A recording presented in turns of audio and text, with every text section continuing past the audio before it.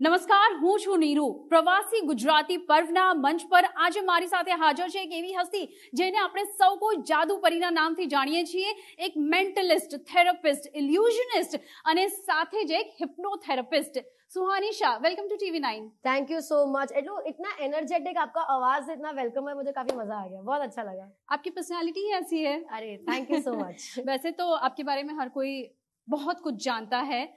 काफी social media पर आप ट्रेंड करती हैं. आपके वीडियोस, जादू परी जो टाइटल है वो अपने आप में काफी एक्सप्लेनेटरी है, जरूरत नहीं है उसको एक्सप्लेन करने की. बट फिर भी इस मंच पर आज हम जानना चाहेंगे, फॉर्मल एजुकेशन आपका नहीं हुआ है, लेकिन इसके बाद भी जिस तरह की अचीवमेंट आपने हासिल की है, कैसे ये सब हुआ?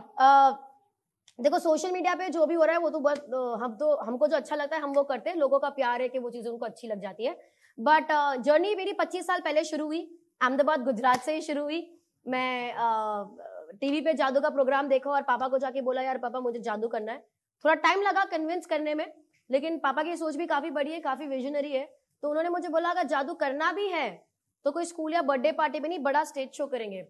तो जो 6 साल की बच्ची थी मैं, उसको तो था कि यार जादू करना आप कहीं पर भी करवा दो. बिल्कुल. तो फिर बहुत टाइम लगा, क्योंकि जादू एक ऐसी कला है जो पास ऑन होती है, ऐसे generation to generation pass on होती है. मेरे परिवार में कोई मैजिशियन नहीं है, कोई एंटरटेनमेंट इंडस्ट्री से रिलेटेड नहीं है. तो काफी टाइम लगा ये जर्नी में आने में, इसको समझने में, कहाँ से सीखे, क्या करे, सेट बनाना, डायलॉग समझना, बहुत 10-11 महीने लग गए. उसके बाद जाके 22 अक्टूबर 1997 मैंने मेरा पहला स्टेज शो किया ठाकुर भाई देसाई हॉल, लॉ गार्डन, अपने अहमदाबाद में. और वहां से मेरी जर्नी शुरू हुई और तभी से बस स्टेज मानो कि एक दूसरा घर ही बन गया हो. क्योंकि फिर मैं माउंट कामल, अपनी जो माउंट कामल है वहां पे थी, पर मैं पहली के बाद स्कूल नहीं गई. और रोज शोज करते थे हम. जो देखो, अभी आप तो देखते हो सोशल मीडिया और बहुत कंटेम्प्रेरी, बहुत मॉडर्न दिख रहे हैं, पर मैं बहुत देसी कलाकार हूँ. वो जो सर्कस के टाइम पे कलाकार होते हैं जो रोज शो करते हैं, एक दिन में 2-2, 3-3 शो करते हैं, मैं वैसी हूँ. और हम 1 महीना हर रोज शो करते थे, फिर दूसरे शहर जाते थे, 1 महीना रोज शो करते थे, फिर दूसरे शहर. तो एक जर्नी बस शुरू हो गई और बस लगातार शोज करते गए और सीखते गए, लोग सिखाते गए और रेस्ट इज हिस्ट्री. दुनिया में ऐसी बहुत सारी पर्सनालिटीज है जिन्होंने फॉर्मल एजुकेशन नहीं किया है, लेकिन दुनिया के सामने एक एग्जाम्पल सेट किया है कि प्रैक्टिकल एक्सपीरियंस जो सिखाता है वो शायद हमें स्कूल में भी नहीं सिखाया जाता है. आपकी भी जर्नी ऐसी ही रही? कितनी चैलेंजिंग रही है जर्नी? ऑनेस्टली पहले कुछ साल तो इतना चैलेंजिंग लगा नहीं, क्योंकि मैं अपना पैशन फॉलो करी थी. मैजिक मेरा करियर था, मेरा पैशन था, तो मैं उसी को लगातार फॉलो करी थी. तो कभी वो कमी महसूस नहीं हुई. बिकॉज हिंदी हम अच्छी बोल लेते तो ठीक था. लेकिन जब मैं 14 साल की हुई और बहुत ज्यादा अनुभव हो गए थे मुझे तब जीवन में कि मैं कानपुर में, वो लोग आके मुझे बोल रहे हैं कि चोरी हुई है, आप जादू से बता सकते हो चोरी किसने करी है. कोई बीमार है तो मेरे को आके बोलता है कि आप मेरे सर पे हाथ रख दो कि मैं ठीक हो जाऊं. तो जो सुपरस्टिशन, जो लोगों के दिमाग में जो बिलीफ सिस्टम्स है, जिस प्रकार से वो जादू को देखते हैं, एक बहुत ज्यादा अंडरस्टैंडिंग आ गई थी चीजों की. तो मेरे फादर ने अगेन मुझे बोला कि तू किताब लिख. मैंने पापा को बोला, भाई देखो हिंदी बोलनी आती है, हिंदी लिखनी नहीं आती, इंग्लिश थोड़ी बहुत लिखनी आती है पर बोलनी नहीं आती, तो किताब कैसे लिखेंगे? गुजराती समझ सकते हैं, गुजराती बना आवड़ेपन है, बट मेरे को ऐसा लगता है कि मैं बोलूंगी तो लोग ऐसे बोलेंगे देखो ये गलत बोल रही है. तो मैं ऐसे बहुत संभल के बोलती हूँ. कॉन्फिडेंस है बस. तो बस वही हुआ कि जब 14 साल की हुई तो जब किताब लिखने की बात आई तब जाके रियलाइज हुआ, अरे यार अब मुझे अंग्रेजी आनी जरूरी है. और 14 साल की उम्र में मैंने इंग्लिश सीखा, इंग्लिश, मैथ्स और साइंस. और डिसीजन बहुत क्लियर था. और आपने जो पॉइंट बोला ना कि बहुत सारे लोग ड्रॉप आउट है और किस तरह से वो भी अपना नाम बना लेते हैं, और एजुकेशन सिस्टम का फिर रोल क्या हो गया. तो आई थिंक आपके करियर पे डिपेंड करता है कि आपको किस प्रकार का एजुकेशन लेना है. सेकेंडली, जो मेरी मम्मी का कहना है और मैं बहुत स्ट्रांगली उस बात पे बिलीव करती हूँ कि जिस व्यक्ति को सीखना है ना वो कहीं से भी सीखेगा, कैसे भी सीखेगा. जिस व्यक्ति को सीखना ही नहीं है, जिसमें वो पैशन, धगस ही नहीं है सीखने की, उसको आप इंडिया की सबसे अच्छी स्कूल में डाल दो, वो फेल हो जाएगा. तो एजुकेशन सिस्टम का आपके पैशन से कोई कनेक्शन नहीं है. वो तो एक मीडियम है इन्फॉर्मेशन लेने का, और भी बहुत सारे मीडियम्स है, पर वो एक मीडियम है. बस ऐसा नहीं कि अगर आपको वो मीडियम नहीं मिला तो आप सीख ही नहीं सकते. तो कोई मुझे ये बोलता है मेरी पढ़ाई लिखाई नहीं हुई इसलिए मैं कामयाब नहीं हुआ, वो एक बहाना है. तो आप में धगस होनी चाहिए सीखने की. And if you are passionate enough and you are following your path and you are not afraid of failures, you will achieve what you want to achieve. तो मेरा बस वही रहा है. तो ये जो कॉम्बिनेशन है जादू परी का, मैजिशियन का, इल्यूजनिस्ट का, हिप्नोथेरेपिस्ट का, ये कैसे बना? अगेन आई थिंक बहुत सारी चीजें इंटरकनेक्टेड है. जैसे मैंने आपको कहा, लोग मेरे पास आते थे, बोलते थे यार हम बीमार हैं, हमको ठीक कर दो. तो एक इंसिडेंट ऐसा हुआ था कि मैं नासिक में थी और एक व्यक्ति मुझे मिले जो सुसाइडल टेंडेंसीज थी, पर मैं तब 12 साल की थी और उन्होंने मस्कीटो रिपेलेंस पी लिया था, उनके चेहरे पे बहुत सारे दाने थे, वो बोल नहीं पा रहे थे, आवाज नहीं आ रही थी, वो बहुत बैठे रहे शो के बाद, मेरा इंतजार करते रहे, मैं जाके उनको मिली तो उन्होंने मुझे बोला कि मैं जादू से इन्हें ठीक कर दूं क्योंकि I am his last hope to live life, अगर मैंने ठीक नहीं किया तो वो नासिक के ब्रिज से कूदेगा। मतलब मेरे को था कि 12 साल की लड़की के लिए वो पहले समझना कि ये सुसाइडल टेंडेंसी बहुत बड़ी बात थी, मेरे को तब इतना ज्यादा समझ नहीं पड़ा था, पर मुझे लगा था कुछ तो रिस्पॉन्सिबल सिचुएशन है यहाँ पर। तो मैंने उनको ऐसे, मुझे जादू करना आता था तो मैंने ऐसे जादू से पानी निकाला और उनको दिया, आप पियो, आप ठीक रहोगे। उस वक्त वही समझ पड़ता था यार, तो वही किया। तो उन्होंने पानी पिया और ऐसे किया थोड़ा, और फिर थोड़ी देर बाद वो बोले कि उन्हें अच्छा लग रहा है। मुझे बहुत अच्छा लग रहा था तो मैंने और पानी मैजिक से अपीयर किया, मटका दही पड़ा था वहां पे तो उसके मटके में डाला और उनको दिया और बोला कि देखो 12 साल में जितनी समझ थी वो किया मैंने, ठीक है, तो आप जज मत करना। और मैंने उनको बोला 2 सिप सुबह पीना, 2 सिप शाम को पीना, आपको अच्छा लगेगा, क्योंकि हमने डॉक्टर से वो सुना है। तो मैंने ऐसा किया और बस वो फिर वहां से चले गए। उसके 2 महीने बाद मेरे औरंगाबाद में शोज थे और वहां पे मुझे एक पोस्ट कार्ड मिलता है मराठी में लिखा हुआ, ट्रांसलेटेड टू, आपने मेरी जिंदगी बदल दी है, मैंने डॉक्टर से ट्रीटमेंट लेना शुरू कर दिया, अगर आप नहीं होते तो मैं आज जीवित नहीं होता। मैं बहुत शॉक्ड हो गई कि मैंने तो उनको प्लेन पानी दिया था जो वो रोज पीते होंगे, तो उनमें ऐसा क्या चमत्कार हो गया। तो रियलाइज हुआ कि उनका जो बिलीफ सिस्टम है, हमारी जो मान्यता है, हमारे जो बिलीफ सिस्टम्स है, हम जिस चीज पे बहुत स्ट्रांगली हमारा फेथ हो जाता है, वो हमारे लिए मैजिक होता है, ठीक है, वो मैजिक है। टेक्निकली मैजिक हमारे मन में है, लेकिन हम किसी और चीज पे डाल देते हैं। तो मुझे रियलाइज हुआ कि हम बहुत सारी चीजें पे विश्वास करते हैं, ठीक है, मैं देखती हूँ लोग अंगूठियों पे विश्वास करते हैं कि इससे पहनेंगे तो गुस्सा कम आएगा, ये चंद्रमा की अंगूठी है इससे शांति मिलेगी, काला धागा बांधते ताकि नजर ना लगे, लाल धागा बांधते ताकि तरक्की हो हमें जिंदगी में, हम पेड़ के रस्सी लगाते और मान्यता मांगते हैं, कोई व्यक्ति आके हमें बोलते हैं कि एक और नेम में एक्स्ट्रा ए लगा दो तो आपकी किस्मत बदल जाएगी, कोई आपकी सिग्नेचर रीड कर रहा है, बोल रहा है यार ये 2 डॉट नहीं 1 डॉट लगाया करो, 1 नहीं 3 डॉट लगाया करो तो हमारी सिग्नेचर बदल जाती है। वो न्यूज़पेपर पे हॉरोस्कोप आते हैं हर सुबह जो हमें बताता है हमारा दिन कैसा जाएगा। मतलब हम हर चीज पे विश्वास करते हैं नीरू, हम पेड़ पौधा कागज इंसान व्यक्ति सिग्नेचर हैंडराइटिंग, हम हर चीज पे विश्वास करते हैं, हम खुद पे विश्वास करना भूल जाते हैं। और ये चीज की रियलाइजेशन मुझे बहुत बचपन में भी, और मुझे था कि यार ये लोगों तक पहुंचाना जरूरी है। और ऐसा नहीं कि मेरी कोई विश्वास नहीं है, मेरे भी बिलीफ सिस्टम्स है, लेकिन बिलीफ सिस्टम्स हमेशा ऐसे होनी चाहिए जो हमें स्ट्रांग बनाए, ना कि हमें वीक बनाए।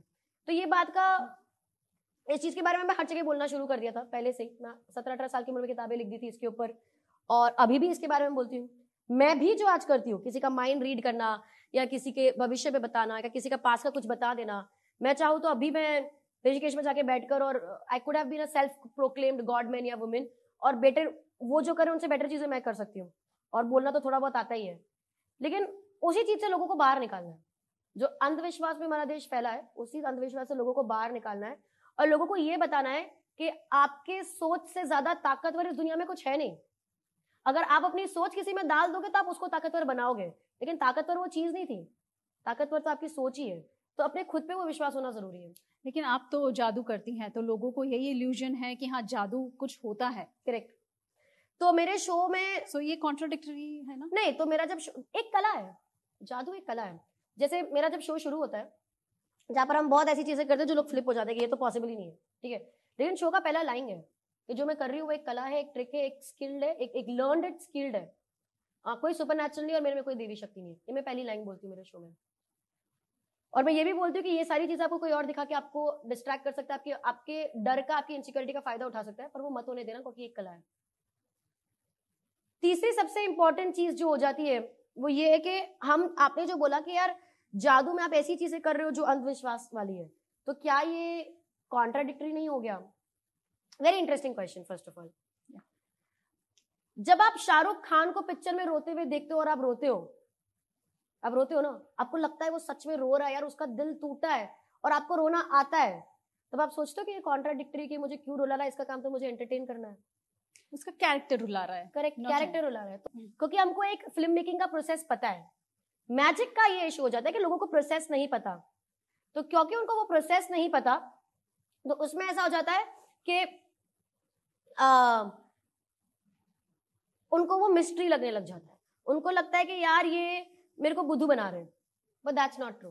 हम भी एक कला ही पेश कर रहे हैं, वही चीज है, बस आपको पता नहीं कि वो कैसे हो रहा है, पर वही तो कला है। हर कला का कुछ ना कुछ होता है ना, जैसे एक्टिंग में आप किसी को इमोशनली फील करवाते हो, मैजिक में आपको अनबिलीवेबल चीजों, आप उन लोगों के लॉजिक को लेकर उनको डिसीव कर देते हो, दैट्स द आर्ट फॉर्म।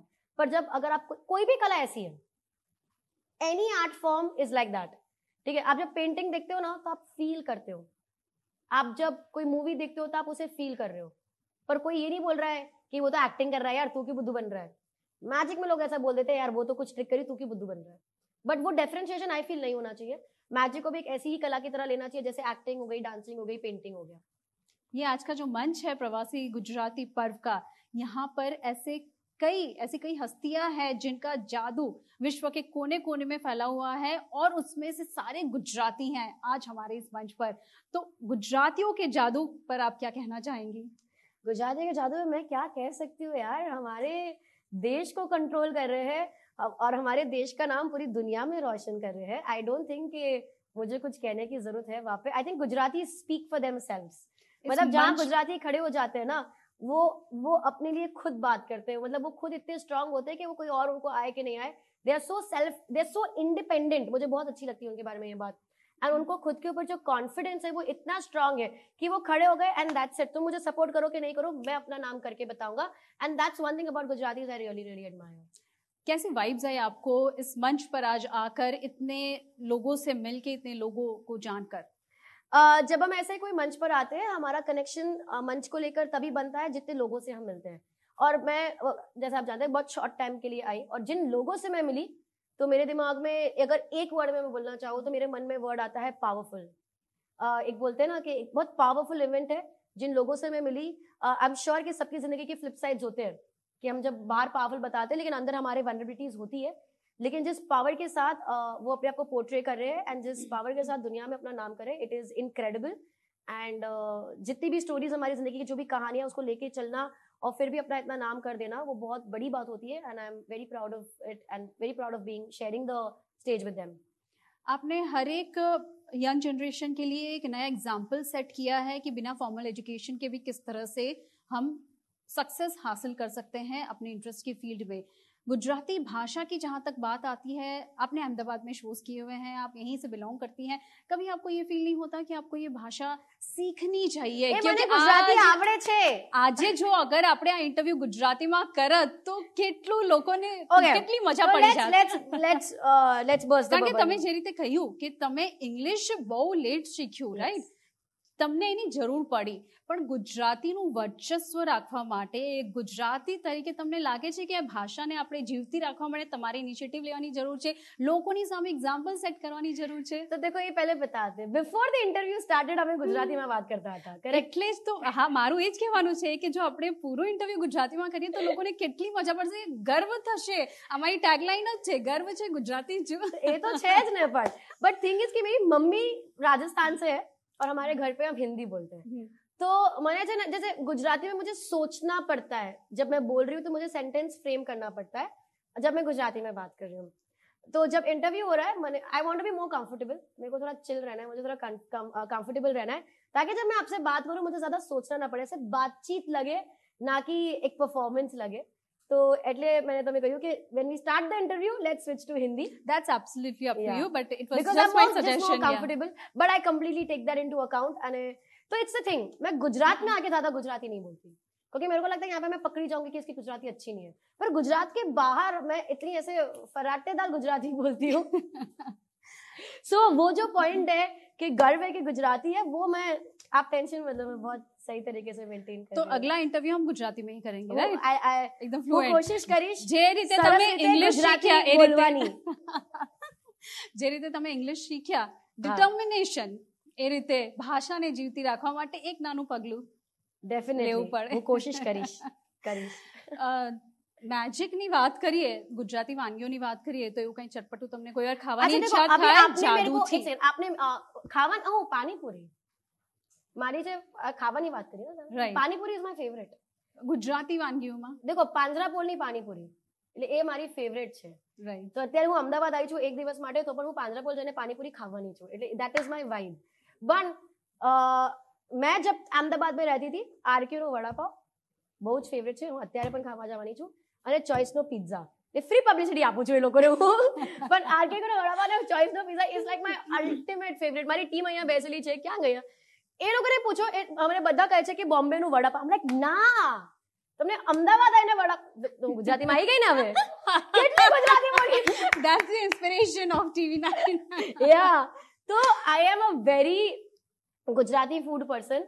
અને મારી આખી ટીમને મેં બોલેલું છે કે અમદાવાદ જાયંગે તો એક દિન એક્સ્ટ્રા કે મેં કહું બસ ખાના ખિલાના है અમદાવાદ. હું ફૂડી નથી, તો પણ અમદાવાદમાં બધાને મને એવું છે કે ભાઈ તમને વડાપાવ ખાવાનું છે અને पिज्जा खिलाने का है चॉइस का, फिर पाजापुल की पानीपुरी खानी है, लॉ गार्डन लेके जाना है, अशरफी की कुल्फी, એટલે બધું જ છે મારે. મેં ટેસ્ટ નથી કરી ત્યાંના વડાપાવ. અત્યારે મેજિક કરી શકો છો, મેજિક કરી શકો છો. આ શું છે, तुम लोगों ने आरके का वड़ा पाव नहीं खाया है? એટલા માટે पर ये बहुत पुराना है, મને તક मैं મળે. 10 साल 15 साल पहले की बात करी, अब तो कोई और वड़ा पाव पूरा पॉपुलर हो गया होगा. એટલા માટે કે મને એક તક એ જ છે મળે ને, हाँ मैजिक જોવા માટે એક તક મળે મને. अच्छा मैं आपसे सवाल पूछ रहा, आपने मेरे को बहुत स्पॉट पे डाल दिया, ठीक है, अब आपको स्पॉट पे डालते हैं. You're not supposed to make me feel uncomfortable in my interview, okay? You are absolutely comfortable, aren't you? I am very comfortable, Neeru. You're very sweet. पर Neeru, I have a question for you. Yeah. आपने बहुत लोगों का interview लिया, आज ही के दिन में आपने काफी लोगों का इंटरव्यू लिया, जनरली भी बहुत इंटरव्यूज लिए आपने अपनी लाइफ में, करेक्ट? अब कोई भी इंटरव्यूअर के लिए ऐसे पूछने को कोई एक व्यक्ति बताओ जिसका इंटरव्यू लेना आपको अच्छा लगा. ऐसे डिफिकल्ट हो जाता है, but I want to put you on the spot because I also feel आप તમે બહુ ઓનેસ્ટ છો, तो आप ऐसे फिल्टर नहीं करोगे, आप बहुत रॉ हो, आप बहुत ऑनेस्ट हो, आप बहुत ऑथेंटिक हो, એટલે देखकर ही लग गया था वो मुझे.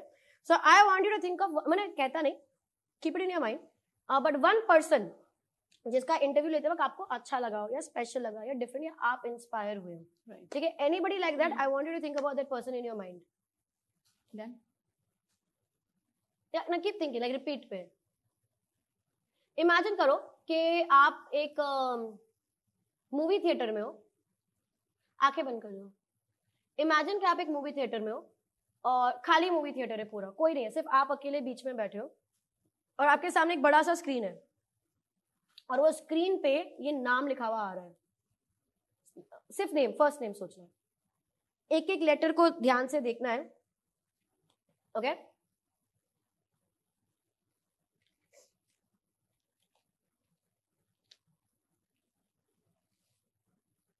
आप नेम और सरनेम, जो आप बहुत इंट्यूटिवली सरनेम भी सोचने लग जा रहे हो, तो सरनेम काट दो, सिर्फ नेम सोचना है, ठीक है? First letter, second letter, third letter, fourth letter, fifth, sixth, 6 letters ही है, 7वां लेटर नहीं है, 6 लेटर वर्ड. Yeah.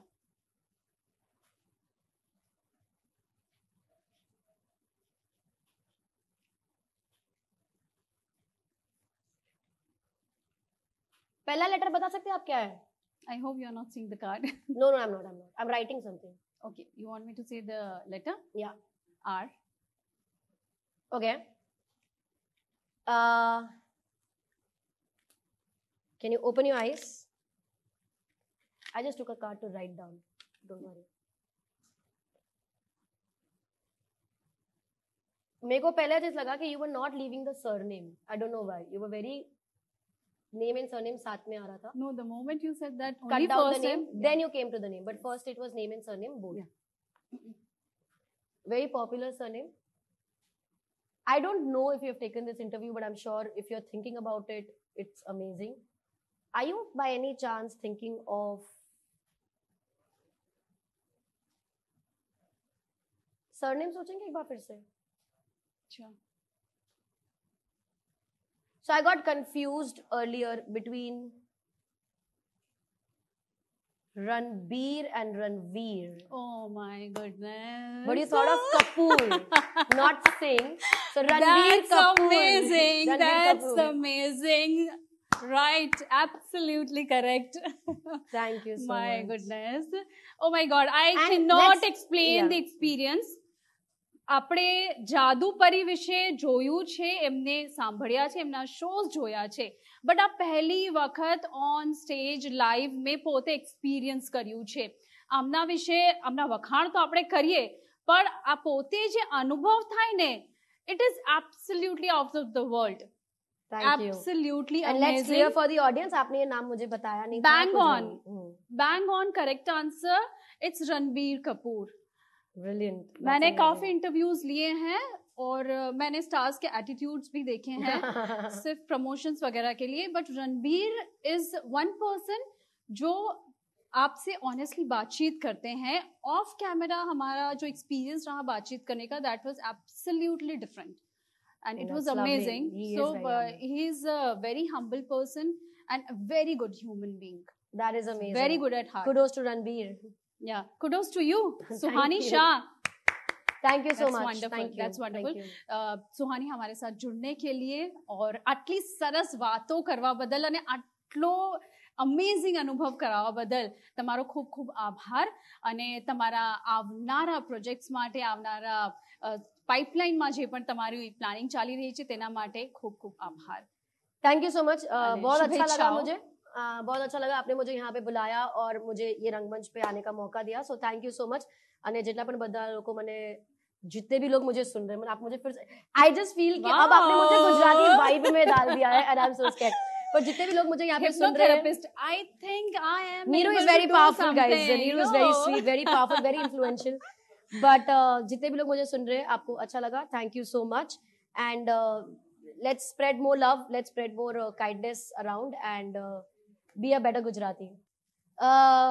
सबसे पहले तो TV9 ने मेरा इंटरव्यू लिया, इसलिए मुझे काफी अच्छा लग रहा है, क्योंकि TV9 के जरिए मैं बहुत सारे ऐसे लोगों तक पहुंच पाऊंगी जो मैं नहीं पहुंच पाती थी. तो वो अवसर मुझे मिला, उसके लिए बहुत बहुत शुक्रिया. And I wish all the very best and I hope कि मुझे बार बार आप लोग यहाँ पे बुलाते रहो और बार बार मुझे मौका मिले आपके जरिए लोगों तक पहुंचने का. तो ये जो रिलेशन है वो बनता रहे और बेटर होता रहे. Wonderful. Thank you so much. અમારી સાથે જોડાવા બદલ ખૂબ ખૂબ આભાર તમારો. Thank તો you so અમારી much. આજની વિશેષ રજૂઆતમાં હાલ બસ આટલું જ. પણ પ્રવાસી ગુજરાતી પર્વની આ વિશેષ રજૂઆત અમારી ચાલુ જ છે. આપ જોડાયેલા રહો TV9 સાથે.